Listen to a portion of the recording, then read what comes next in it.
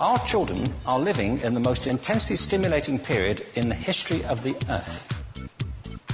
They're being besieged with information and calls for their attention from every platform, computers, from iPhones, from advertising holdings, from hundreds of television channels. And we're penalising them now for getting distracted.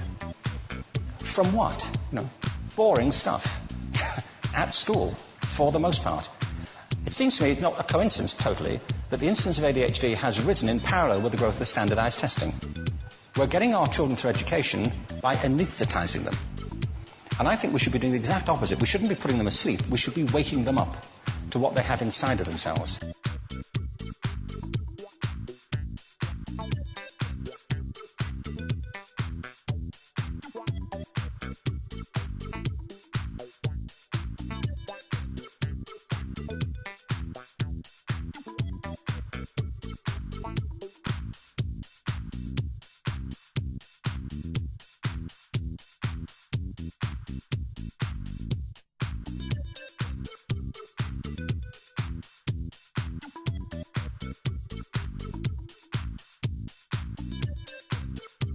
Divergent Thinking.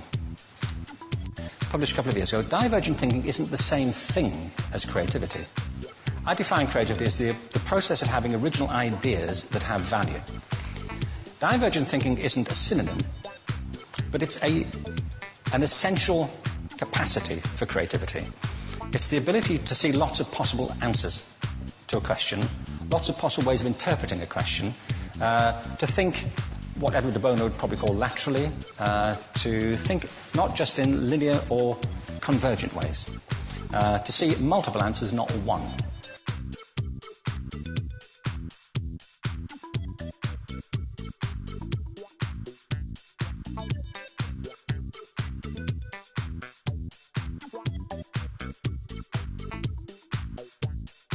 We have to think differently about human capacity. We have to get over this old conception of academic, non-academic, abstract, theoretical, vocational, and see it for what it is, a myth.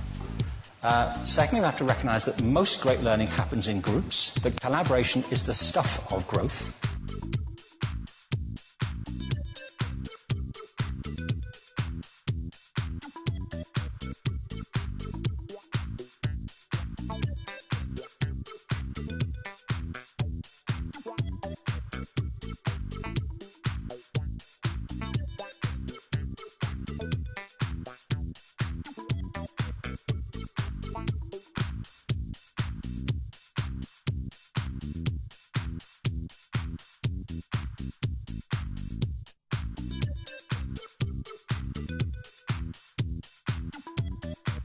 Kids are no longer narrow, they're broad.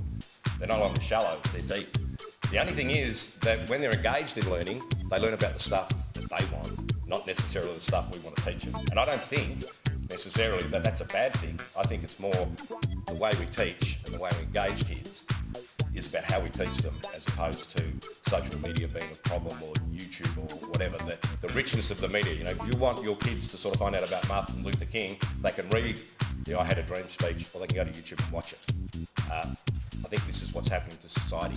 Information's getting out there and people are getting into it.